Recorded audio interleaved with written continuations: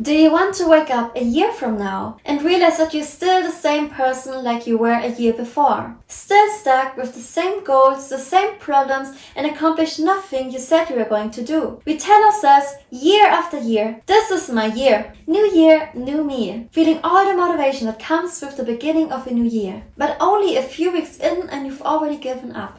So don't let this year turn out like last year and all the years before that. I'll show you the biggest goal-setting mistakes that cause people to fail and the evidence-based steps you can take to avoid them and finally succeed to make sure that this year is different. Mistake number 1. Setting vague goals. Goals increase your chances of success by clarifying what you want and guiding you like a compass. But goals like I want to be healthier, to read more, I want to save more money are too vague. What does it actually look like for you? What specific actions do you need to take? What's the plan? So the first step that you can take is to make your goals really specific and measurable. Based on the goal setting theory by Edward Locke and Gary Latham, setting clear goals with measurable metrics to track your progress helps you see your results, to stay accountable, and to adjust your strategy if needed. Some examples would be going to the gym 3 times per week, reading 20 pages per day, or saving $200 in a separate account every month. Strategy number 2. Write them down. In a 2015 study on goal setting by psychology professor Gail Matthews, they divided participants into 5 groups. All the groups are told to think about their goals. The groups 2 to 5 were also told to write down their goals. The groups 3 to 5 are told to write down action commitments. The groups 4 to 5 were told to send their goals and action commitments to a supportive friend. And group 5 was told on top of that to send weekly progress reports that they were reminded of weekly to this friend of theirs. And the results are clear that on average the participants that wrote down their goals were 42% more likely to also achieve them. 42% is a huge deal. So the action point here is to sit down and write down your goals and be as specific and clear as possible about them. And the second thing that holds people back is procrastination. Procrastination is one of the biggest obstacles people face when trying to achieve their goals. This happens because our brains prioritize immediate gratification over long-term rewards. This is due to a psychological phenomenon called temporal discounting, where we devalue distant goals and favor smaller immediate rewards. When the deadline is far away, it doesn't trigger the same sense of importance, which causes us to delay action. So the first solution here is to set quarterly goals instead of yearly goals. Because a year feels too abstract and it's easy to think I have plenty of time anyways. So therefore focus on quarterly goals instead. A 90-day time frame feels more tangible and actionable, which creates a sense of urgency and helps us break down our goals in more manageable steps. This also makes use of Parkinson's law, where work expands to fill the time available for its completion. And the second way to make the future more tangible is to create an emotional attachment to our future selves. Social psychologist Hal Hershfield conducted a study where he divided participants into 2 groups. He asked group number 1 to think about the future and to envision what achieving their goals would feel like. In the study's case, having saved enough for retirement. But he did something different with the second group. They photoshopped all the participants to make them look way older, like 70 years old, and showed them these pictures of themselves, making their future selves more tangible and real. And the result was, group 2 saved significantly more money than group 1 did.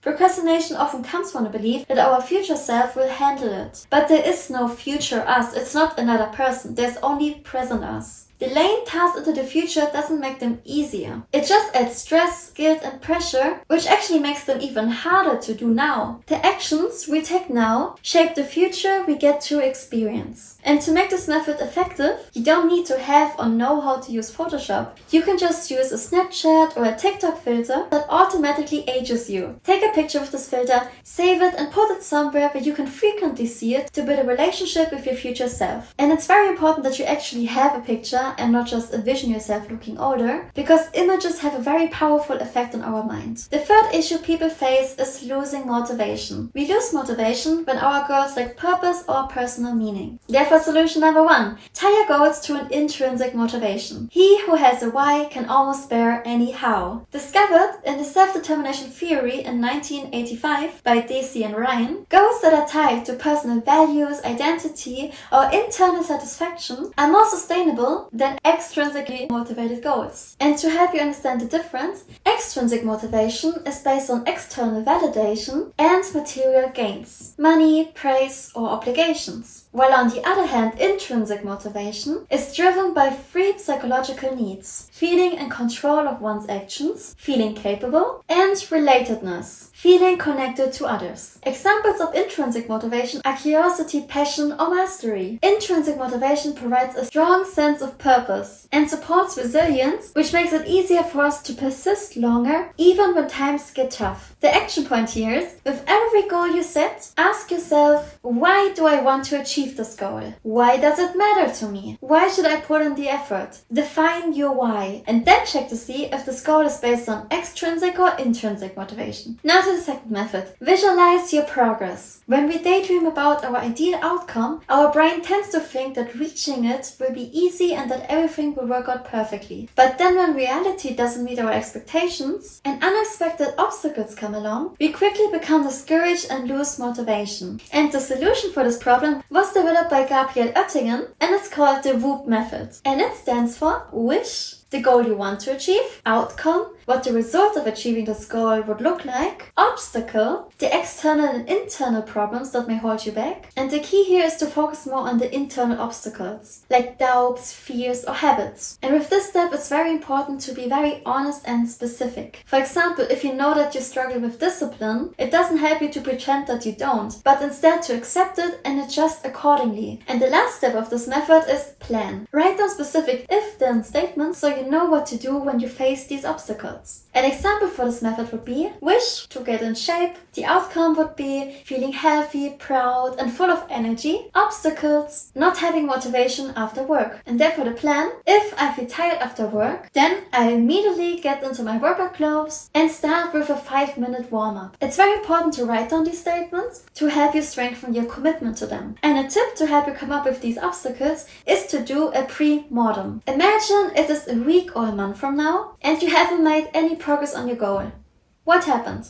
Solution number 3. Tie your goals to an identity. The idea behind identity-based motivation is very simple. We are more motivated to take action when it aligns with the kind of person we identify with. In a study by Daphne Oyserman, she asked students about what kind of person they want to be. And the results of that study were that those students who gave themselves the identity of a person who works through challenges and works hard performed better and were more resilient when faced with the same obstacles as the students that didn't. In another study published by the PNAS, The Proceedings of the National Academy of Sciences by Brian, Walton, Rogers, and Deck back in 2011 about voter turnout, they split people into 2 groups. In group number 1, they asked them, will you vote in this election? Which is just focusing on the action of voting. And in group number 2, they asked the participants, will you be a voter in this election? Which is focusing on the identity behind voting, making it more personal. And the result of the study was clear. The people out of group number 2 were way more likely to vote than the participants from group number 1. It's very important to mention that this concept applies to all identities, even those that don't serve us. So if you see yourself as someone that is lazy, a procrastinator, someone that's not creative, you're going to act in ways to confirm these beliefs about yourself. So how do you tie your goals to an identity? Instead of saying, I should work out more, you can say, I'm a healthy and active person. Or I'm someone that works out regularly. And whenever you're faced with a decision, then you can ask yourself, what would an active, healthy person do? For example, a fit person works out regularly or takes the stairs and offers rides every day. An entrepreneur works on their business, or a content creator uploads regularly. Because, like James Clear said, your habits are often a reflection of your identity. Obstacle number 4. Feeling overwhelmed. Overwhelm often results from setting too many goals and underestimating the time and effort required for them, as well as poor time management. So, solution number 1, don't set too many goals, but set priorities. You don't lack time, you lack priority. As tempting as it is to be ambitious, we need to be realistic. So take your time to determine the priority levels of all of your goals and be honest with yourself. so you avoid doing things that you don't want to do but feel like you should do them. And when you're done, limit your current goals to a maximum of 1 to 3 high priority goals to avoid scattered focus and feeling overwhelmed. And a very powerful quote on this topic is by David Allen: "You can do anything, but you can't do everything." Solution number 2. Break down your goals and focus on marginal adjustments. Break down your big ambitious goals into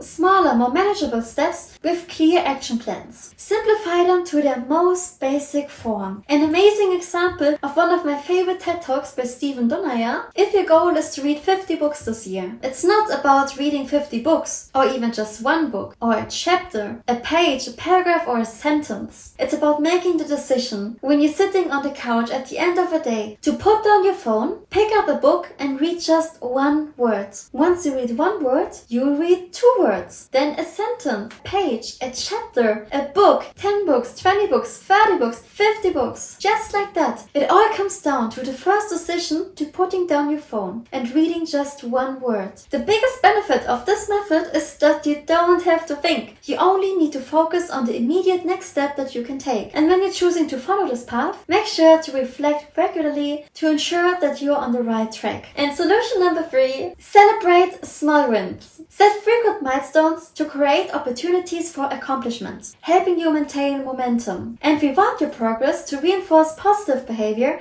and to strengthen your commitment to your long-term goals. Problem number 5 that people face is being inconsistent. And solution number 1 to that is to build habits and systems that make reaching your goals inevitable. Everything in your life is a result of your habits. Change your habits, change your life. Create a list for each of your goals with all the habits and systems you need, so that if you would only focus on those, your goals will automatically be achieved as a byproduct. For example, when your goal is to write a book, a habit would be write 300 words before breakfast. And the system would be to set up a writing schedule with a designated writing space and track word count progress weekly. Or if your goal is to lose weight, a habit would be to drink a glass of water before every meal. And the system is to plan meals and workout routines for the week and prep healthy snacks in advance. The hardest part of building a habit is getting started, especially during the first day of establishing it. And therefore it's okay to start small. Even just 1 minute per day is enough.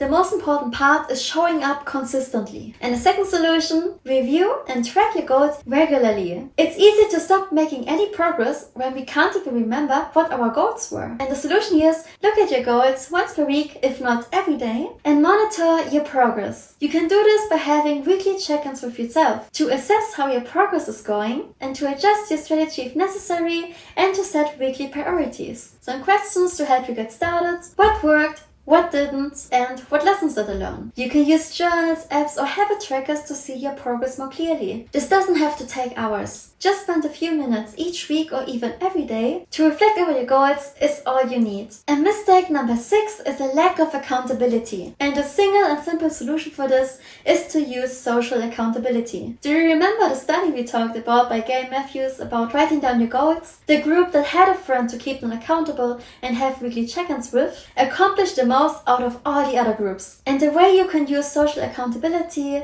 is by sharing your goals and progress with a supportive friend, a mentor, or a specific accountability partner or group. And then set up weekly check-ins to encourage each other to stay on track and to improve. Having a supportive friend can make all the difference. Surround yourself with people who encourage and support you. But there are 2 reminders for this method. Reminder number 1, don't share your goals with just anyone. The reason is, while making your goals public may increase social accountability, sharing your goals with just anyone can lead to unwanted opinions, pressure, or even discouragement. Not everyone deserves to hear about your plans. Only share your goals with people who you take seriously, who have goals on their own, and who you trust. Because their input is more likely to be valuable and encouraging, keeping you motivated and aligned with your goals.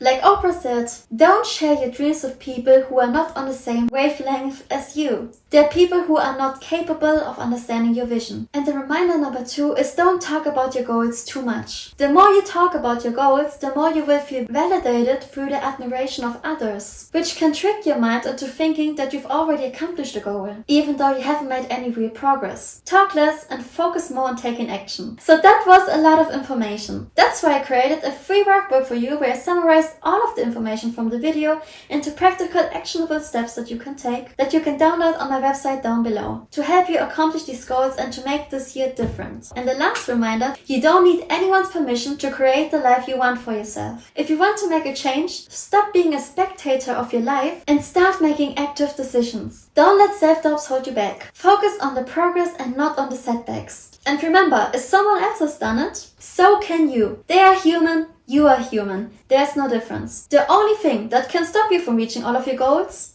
is yourself. And why would you do that to yourself? And when life gets in the way, adjust the plan, but never give up on your goal. And you've got this. And if you're still figuring out what goals to even focus on, or you're unsure about your next steps, check out my video on how to find your purpose. And with that, thank you so much for watching, and I wish you a great day and a successful year. Bye bye!